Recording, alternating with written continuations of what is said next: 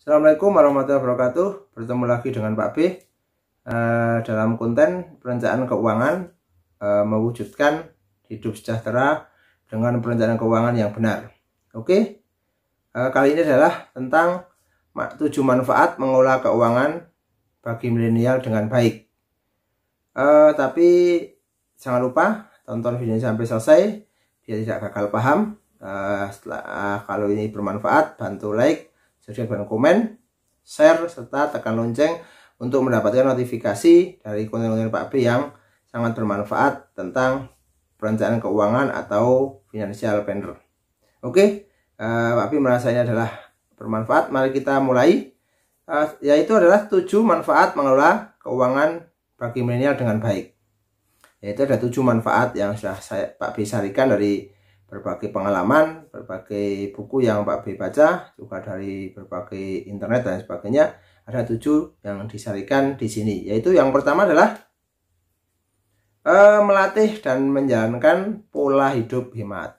Jadi ini manfaatnya adalah melatih dan menjalankan pola hidup hemat. Jadi hanya yang penting-penting yang dibeli, hanya kebutuhan-kebutuhan yang sangat penting yang dibeli. Itu adalah manfaatnya adalah melatih dan menjalankan hidup hemat. Jadi kalau misalnya mau beli, kalau melihat sesuatu yang menarik, itu lihat dulu, lihat harganya, terus tahan dulu sampai 2 kali 24 jam. Pulang dulu, rasakan apakah itu bermanfaat atau hanya nafsu semata atau keinginan sejenak atau keinginan mendadak tentang barang itu. Bisa juga barang itu di rumah sudah ada, walaupun mungkin kualitasnya lebih rendah atau barangnya sudah lama dan sebagainya.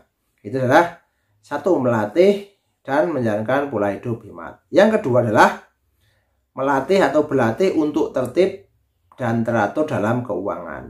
Jadi kalau perencanaan mengelola keuangan dengan baik, dengan pola yang baik, dengan manajemen keuangan yang baik, itulah melatih atau berlatih untuk tertib dan teratur dalam keuangan.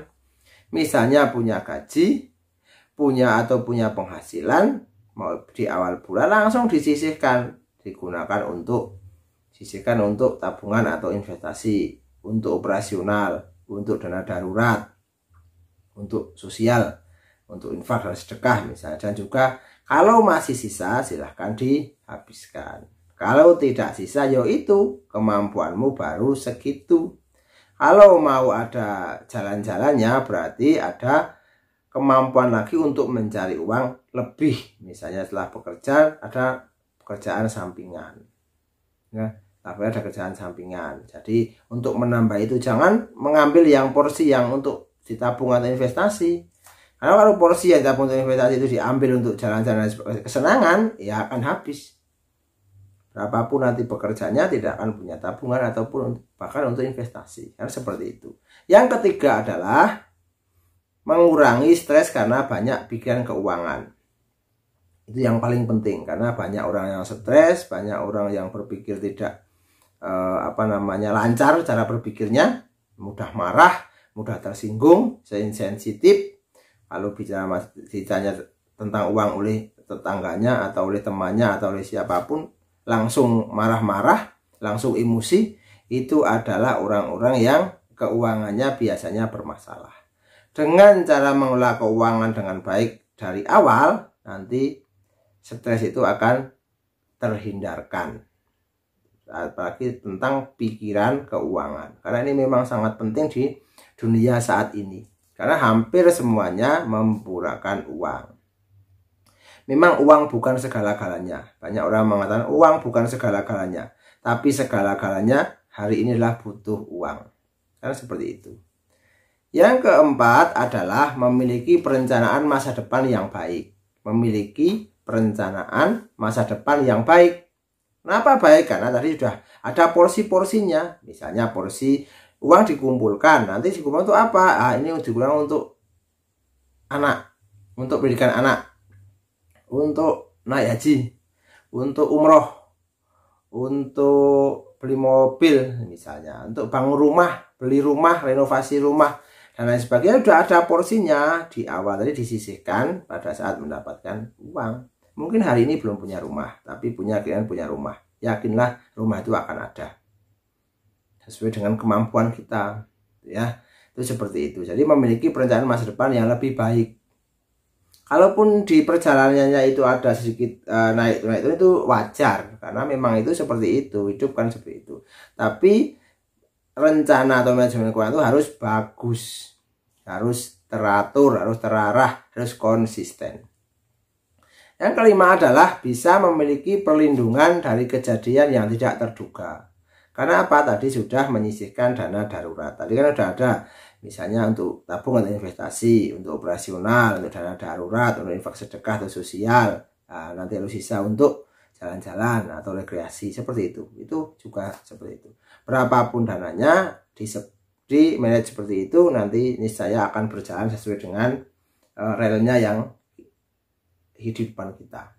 Jadi bisa, kalau misalnya pada saat ada tidak terduga, misalnya kita tadi tiba-tiba keluarga sakit atau kecelakaan atau apapun, walaupun kita tidak minta, tapi yakinlah dalam hidup itu pasti akan mengalami keadaan-keadaan yang seperti itu. Nah, kita sudah tidak akan pusing, ya, karena misalnya mungkin kita punya asuransi kesehatan atau kita punya dana darurat yang sendiri, kan macam-macam. Ada yang dana daruratnya itu asuransinya diberikan kepada anak yatim misalnya, kan itu macam-macam. Tapi yang jelas adalah dana darurat kita itu ada, punya, dimanapun tempatnya itu pribadi masing-masing.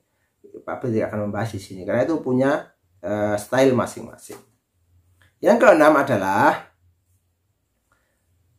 menghindarkan diri dari hutang. Nah, kalau tadi sudah ada semua dan kita itu paham dan kita itu yakin bahwa saya punya penghasilan segini, saya tidak akan neko-neko atau tidak akan banyak keinginan yang di luar kemampuan saya, dan anggota keluarga saya. Nanti jatuhnya pasti hutang. Nah, itu dihindari, sehingga kalau mengelola keuangan dengan baik dari awal, nanti terhindar dari hutang.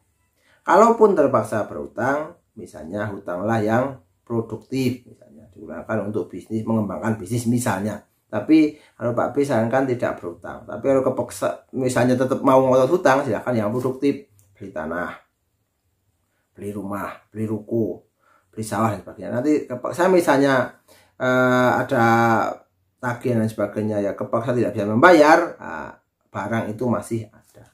Dan biasanya harganya akan menjadi lebih tinggi, tidak akan turun. Ya, tanah tahun 2020 nanti akan dijual 2025, itu pasti akan naik. Sifat tanah kan seperti itu. Oke, yang ketujuh adalah utamakan sedekah. Tadi sudah ada, kalau perencanaannya bagus, perencanaannya baik, ya pasti ada porsi-porsi sedekah atau sosial atau apalah namanya, setiap agama punya. Itu karena universal. Kalau di Islam adalah sedekah, infak sedekah, kan seperti itu. Kalau di Kristen namanya mungkin sedekah tapi dalam bahasa yang lain, Buddha, Katolik, Hindu dan sebagainya, itu ada. Sehingga kehidupan kita, kalau perencanaan keuangannya baik, kehidupan kita akan menjadi baik, stres terhindarkan dan lain sebagainya. Itu seperti itu. Semoga bermanfaat. Jangan lupa like, subscribe, dan komen. Dan juga share serta tekan tombol lonceng untuk notifikasi berisi konten-konten seputar perencanaan keuangan dari Pak B. Oke, semoga menginspirasi. See you next time.